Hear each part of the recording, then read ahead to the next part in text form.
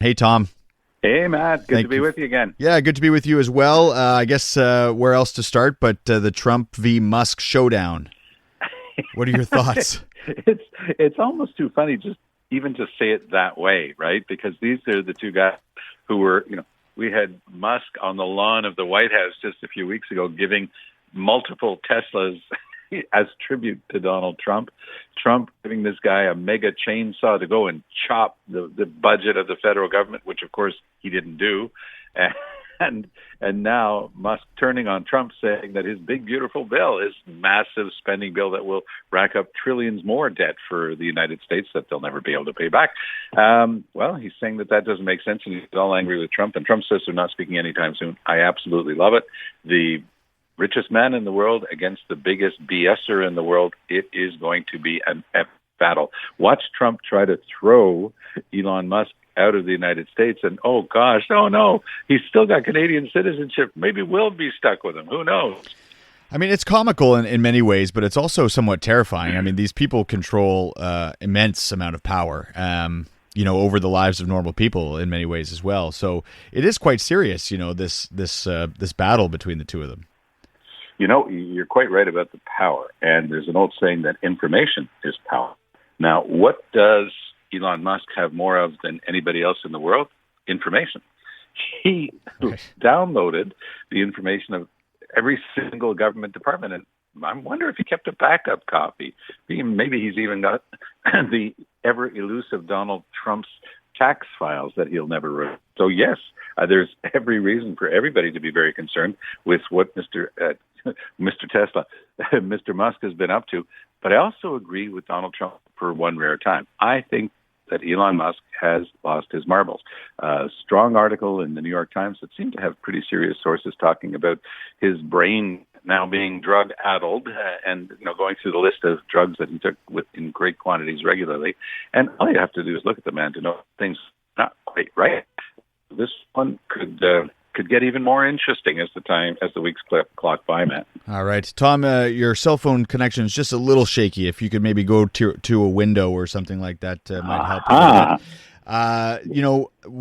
As I think about this Musk-Trump thing, I keep thinking about yesterday. Carney was apparently supposed to be negotiating with Trump directly. I can't imagine those negotiations bore much fruit. But now today we're finding out he's reaching out to China and to India. So he's you wanted to talk about his relationship with China a bit.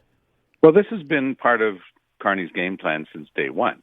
When this madness started with Trump and we were in the middle of our election campaign, Carney, stood his ground and said, I'll push back against the Americans. Now, he hasn't done that yet on the most recent increase to 50% because he's trying to beat some sense into Donald Trump that it's American consumers and the American economy that's going to pay for those tariffs, not Canada. But it is hurting a lot of jobs in this country, so he's got to try to do something about that. But at the same time, he's always talked about reaching out to other partners, in particular the European Union, and of course, the other two, the second and third largest economies in the world, China and India. So I think that Carney's on the right track. The Indian Prime Minister Modi has already indicated that he'll be coming to Kananaskis to the G7 meeting at the invitation of Carney because we're hosting it. We get to have guests, so we're going to bring the Indian Prime Minister, and what could be better. He also invited the Chinese president, but interestingly enough, there is also a prime minister in China who might be able to fit the bill a little bit better and be on that level. I'm great pleasure to accompany former Governor General David Johnston on an official trip to China, and they treat correctly, institutionally at least, they treat the Governor General as the head of state, which of course he is in many respects. And so I think that it might give Xi a chance not to go himself, but to send along somebody at the second highest level, which would be his prime minister, to meet with other world leaders. I think that would be very helpful and a step in the right direction because under Justin Trudeau, you'll recall, he tried to use the very sordid attack on Canadian soil orchestrated by the Indian government, but he tried to use that for political advantage, and the Indian government was having none of it.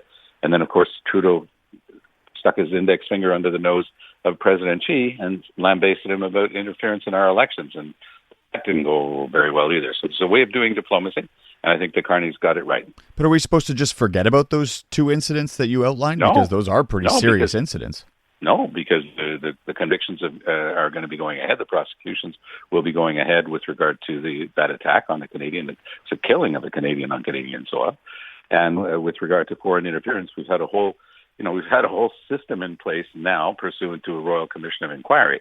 But at a time when the United States is basically saying we're going to take you over, or we're going to attack you economically and try to beat you into submission economically, I think it's pretty smart to try to make other friends. Okay, so that's the foreign policy element. There's some domestic policy announced today in Ottawa as well. Carney announcing his One Canada economy bill. What can you sort of tell us about what this might look like if he manages to pass the bill? Well, just imagine, the different standards that exist for products, for labeling, for labor standards. I mean, give me a break. A hammer is a marteau. And guess what? There shouldn't be massive differences between recognition of trades from province to province. Now, there's already something that exists. It's called the Red Seal, and it's an attempt to standardize and uniformize, which you require to practice a trade. Professions at the higher level, pretty well almost all the big ones have national exams that allow for a certain amount of credentialing and recognition. But here we're talking about making sure that no province has excuses like they've had in the past for keeping up these barriers. Now, interestingly enough, to stay with the question of construction, the Quebec government immediately said, we'll start lowering our barriers, but we won't be able to do anything with the construction trades because we're just too different.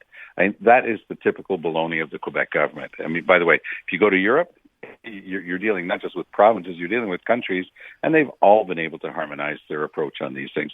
Language is not a barrier. It's not a big thing. Quebec will try to use it as a sneak way of avoiding any uniformization. We're going to have a good hard look at that, and the best way to do it is to compare with what exists in places that are dealing with this, in particular the European Union. I do want to sort of ask you about language, though, because, I was listening to an economist speak about this earlier this morning and how these trade barriers are not, in most people's mind and in my mind as well, when we talk about internal trade barriers, like I thought tariffs, or just straight up bans. But really, it's a lot of stuff about product approvals and different provinces have different standards and stuff. And I would think, we've been talking about it for the past week and a half about Bill 96 and how you have to have predominantly French or at least French, mostly French on not just labeling or not just packaging, but also labels, the products themselves. If a product is approved for sale in Alberta, but it's got all English on it, is Quebec going to accept that if it's approved for sale in Alberta, it should be approved for sale in Quebec as well? It sort of runs against Bill 96. It won't happen, and that's exactly it. But that goes back a long time. Because when the federal government brought in labeling requirements for food packaging, for example, that's the federal government that brought that in. I don't know if your memory stretches back to this, but you used to have people in English Canada saying they're sick and tired of French on their cereal boxes. And that was actually a thing 50 or 60 years ago. Now, we've gotten over that, and everybody understands that, people who are selling food in Canada have to be able to provide information to consumers in both languages. That's the essence of these requirements that is allowed to be kept. When it's public protection, when it's consumer protection, you can keep it. But it goes way beyond that. The requirements now in Quebec essentially preclude construction companies from other provinces. That's the type of barrier you have to bring down. Somebody who's working on a road crew doing paving doesn't have to be speaking with the guys and people driving by in their cars. There's no contact, there's no consumer protection involved as long as the signage on the work site is bilingual. So this is where we've got to knock down some of the baloney of the Quebec government and hold that up to an analysis based on public protection, the normal things that you're allowed to regulate about, and not using it as an excuse to keep out competition, which is why we pay so darn much for all of our road contracts here in Quebec, because we've been keeping out competition. That's what Carney wants to take care of. Okay. He's got a tough road ahead, so to speak. Thanks, Tom. Yes, to stay with the theme. Exactly, Matt. Yeah, appreciate it. 5:17, let's head over to the CJAD 800 Traffic Center. Marty Lamar, how's it looking on the roads? Doing a little bit better, actually, on the Met East and westbound. Things have eased up. We are still looking on the westbound direction, some volume through the Saint-Michel area on and off through Christophe Colomb. Then we've got some slowdown again just after Montreal